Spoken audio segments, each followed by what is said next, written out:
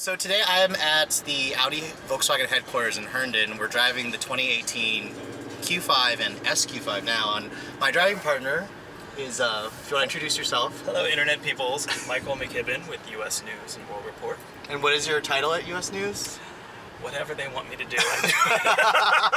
He's basically just an awesome drive partner, and we're going to be taking a few of these really great Audis out for some drives around the Northern Virginia area, which I think we're actually going to take a right soon. It's been there. We're taking a right soon at 9.7 onto Chainbridge Road. This really is like the perfect one car for like the enthusiast. It's fast, it's practical, like I just wish it wasn't so expensive. oh, that it makes that little burble noise.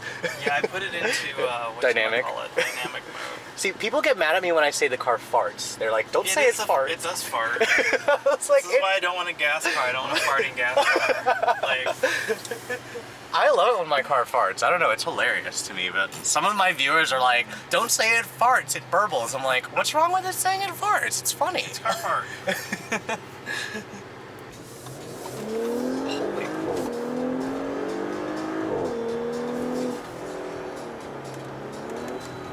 Okay, I really like the noise this car makes, and it's pretty fast. So much torque. Yes. So much of the torque. You can feel when the boost kicks in. Yeah, oh my god, it doesn't even have, it like pulls all the way to its like 65 Redline, and it's just like no turbo lag. We'll count it ready. Let's see. You can feel it like it's like something and then boost. Ooh. Boost. That's fantastic. Okay. And now you gotta go to get the kids from soccer. I know, practice, but and this you go is into like... grandma mode. And this is like the perfect car for my sister who's like expecting, like in September, she's like, she has a Honda Civic now and she needs SUV. I'm just like, get this. Because it will snow more and the hills will be steeper when you have a kid. That's why you have to get an SUV. So making all that noise underneath the hood is courtesy of a new 3-liter turbocharged V6. It replaces the old supercharged 6-cylinder in the old SQ5 and S5. And this new turbo engine actually makes the same horsepower as the old motor, 354 horses and more torque, 369 pound-feet of twist. Now, the turbo engine is actually a single turbo. It's a twin scroll design. It's in a hot V configuration.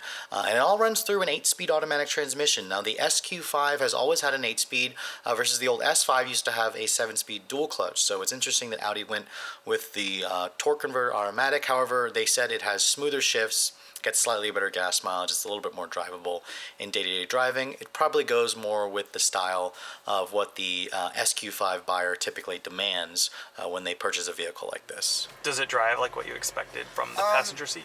So, I don't like the steering. It's very numb, but that's kind of the way Audis have always been. I'm wondering, I need to ask Amanda if this has the dynamic steering, because the steering kind of just feels dead a little bit, but that's kind of what I noticed in the A4 when I had that earlier this year. Got it. And then So you're stay on this till 17.3 and I'll make a left on a Franklin farm. Okay.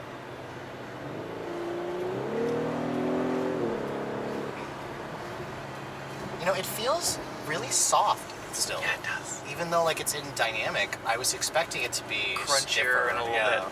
But I mean, the Maybe ride they're is saving really that nice. for our SQ5. Maybe the ride is really nice. Rescue 5. That sounds like a fire engine. But like, kind of like just taking this corner here. Ooh, this thing is really fast though.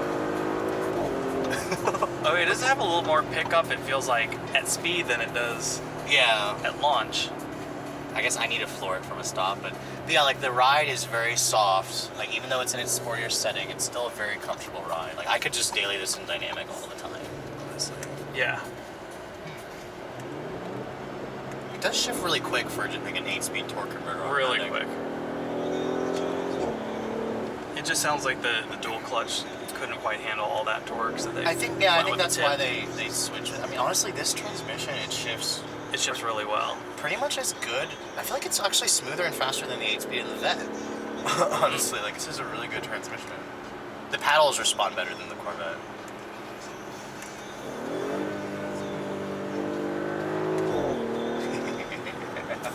It's got a crisp shift. Yes, the car farts. I love that farting noise.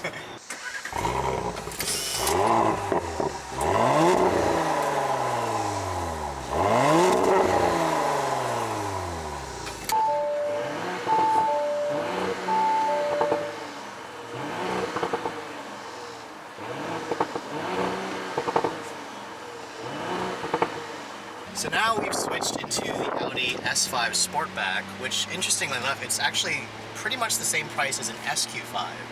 For like $53,000, Audi gives you a choice between this really sexy looking hatchback with 4 doors or an SUV, which is ultimately what Americans tend to like. I actually really like the S5 Sportback more, it's more my style. And I think it's actually lighter than the SQ5, so it feels faster to me.